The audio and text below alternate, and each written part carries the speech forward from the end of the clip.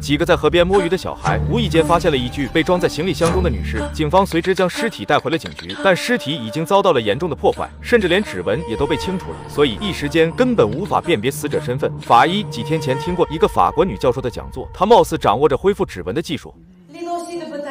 Ou une solution à base de polyzyme 606 a pour but de nettoyer une peau en phase de décomposition avancée。警察阿浩随即就找到了这个名为爱丽丝的法国女教授，她也非常的配合，当时就跟着阿浩来到了警局。她首先利用自己的独门绝技，从手指上割下一块皮肤组织，然后在氢氧化钾以及聚氰606溶液中分别浸泡了一遍，再将这块皮肤在手指上静置了一会儿后，结果竟真的提取出了一枚指纹。接着如法炮制，很快就提取出了数枚指纹。就在工作快要结束的时候，爱丽丝忽然注意到了死者手臂上的针孔，法医认为这是歹徒注射麻药时留下的，可爱丽丝却不这么认为。她说，注射麻药的针孔不会这么大，针孔处也不会像这样有大面积的淤血，而这种针孔更像是输血用的。根据淤血的大小来看，死者生前很有可能被当成了活体输血器，而需要如此大量血液补给的手术，往往都是器官移植等大型手术。如果按照刑事案件的角度去思考的话，是器官贩卖的可能性极大，所以爱丽丝认为应该还有一具被摘除了某种器官的尸体没被发现。阿浩立马就意识到了事情的严重性，安排同事们去核对死者指纹的同时，自己则再次带队到河边进行大规模的搜索。果然没多久，真的找到了另一具女尸。震惊的是，这次的死者还是个孕妇，胸腹处大面积的缝合，恰恰证实了爱丽丝的话，死者被摘除了肝脏以及胎盘。爱丽丝当时就明白了凶手为什么要选择孕妇下手，因为胎盘里蕴含着大量的干细胞，而这些干细胞有着修复破损器官的功能，更有利于器官的转移。听到这些的阿浩当时就被震惊到了，这到底是一伙什么样的器官贩子，手段竟如此残忍。随后爱丽丝再次提取了第二名受害者的指纹，没多久第一个死者的身份被确认出来了，是一名来自泰国的务工人员。警方随即就找到了其所属的家政公司，老板表示1个月前确实给死者安排过工作，可是干了没几天就失联了，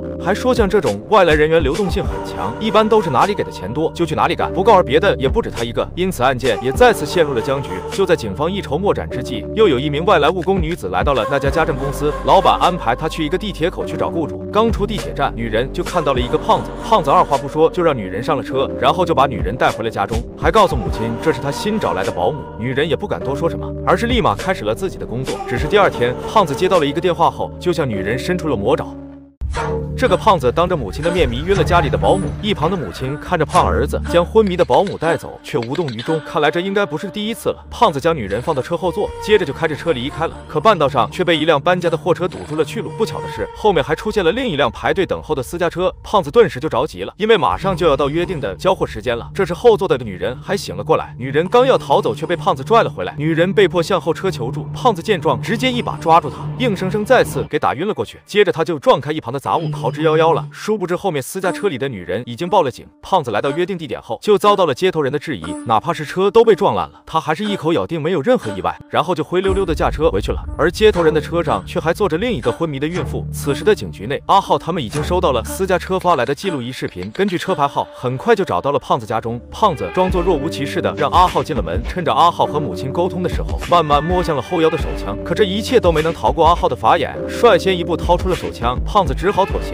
可就在阿浩将胖子带出门的时候，忽然遭到了狙击，阿浩手臂中弹倒在地上，而胖子却被直接灭了口。狙击的正是刚才和胖子接头的男人，此人是器官贩子组织的首席杀手，是幕后老板之下的第一人。本以为处理掉了胖子就高枕无忧了，可意外却再次发生了。本来他们这次拐卖2个女人是为了给买家提供胎盘上的干细胞来治疗5岁男孩的心脏病，可男孩却又忽然病情加重，需要做换心手术，所以刚绑来的2个女人显然不够，他们还需要一个 B 型血的孩子的心脏。听到这些的无良医生不干了，为了钱他已经干了太多丧尽天良的事情了，现在又让他去杀害一个小孩，说什么他都不能同意。可街头人也懒得废话，直接给他来了一刀，还把找小孩的任务交给了他。回家后，他将事情告诉了妻子，2人早已无法脱身，便不得已来到大街上物色目标。可最终医生还是没忍心下手，妻子便决定为丈夫做些什么。而这个妻子刚巧还是法国教授爱丽丝的翻译。这天，爱丽丝受邀参加了阿浩侄女的生日会，翻译也跟着过来了。趁着阿浩受伤不在，他就打起了参加生日会的孩子们的主意。他通过书包里的信息，找到了一个合适的目标，然后又趁着去动物园的时候，偷偷将一个女孩交给了人贩子。等爱丽丝他们发现女孩不见了后，立马就调取了动物园的监控，看到是自己的翻译拐走了女孩。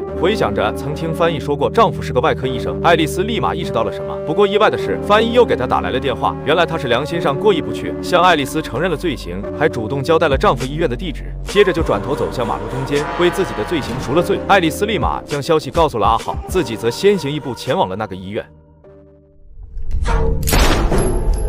这是一伙泯灭人性的器官贩子，为了救活一个妇人，竟选择牺牲2个出国打工的无辜者，其中还有一个孕妇。他们选择移植孕妇的器官，为了确保移植过程中孕妇处于存活状态，所以又选择了另一个相同血型的女人当做活体输血器。就这样，器官成功被移植，但2个无辜的生命却随之结束，尸体更是被无情地装到行李箱中，扔到了人烟稀少的河道里。好在警方顺着各种线索，加上法国来的教授爱丽丝的协助，终于找到了这伙歹徒交易的医院。爱丽丝先行一步赶到了这里，并且偷偷摸进了无良医生的办公室，看着电脑上的交易信息，他终于明白了这伙器官贩子的操作流程，就是通过绑架外来务工人员，窃取器官后，再通过境外组织的配合，在海关走个过场后，将这些器官合法化，从而再卖给那些有需要的富豪们。看着这些信息的爱丽丝，还没注意到那个无良医生已经发现了她，结果就被锁在了办公室里。无良医生也知道警察马上就赶到了，所以就匆忙赶到地下室，准备完成器官移植，而组织里的杀手则要去杀掉爱丽丝。好在阿浩他们及时赶到，杀手才没来得及出手，救出爱丽丝后，几人立马赶到了地下室。无良医生已经开始了手术，面对着警察的枪口，他被迫停止了移植，被一名警察给逮捕了。忽然，阿浩又发现了刚才那个杀手，便追了过去。爱丽丝只得被迫上阵，继续处理已经被无良医生打开的小女孩。但自从很久前她在一次手术中失误，导致一名患者死亡后，她就再也没做过手术，所以才当了法医。但眼下这种情况，她只能硬着头皮救人。另一边，阿浩和杀手展开了追逐战，好在他经验丰富，在一个楼道里成功击杀了那名杀手。等他再回来时，爱丽丝也完成了手术，成功救活了那个小女孩。虽然如此，但最后器官贩子的幕后大 boss 还是没能抓住，因此这也成了一起未结案件。但阿浩他们的行动也算是给器官贩子们敲响了警钟，相信他们一定会安分一段时间，哪怕以后再出来兴风作浪，像阿浩这样的正义警察也会彻底击碎他们。影片的最后，爱丽丝为了阿浩放弃了回国，2人也顺理成章地过起了没羞没臊的生活。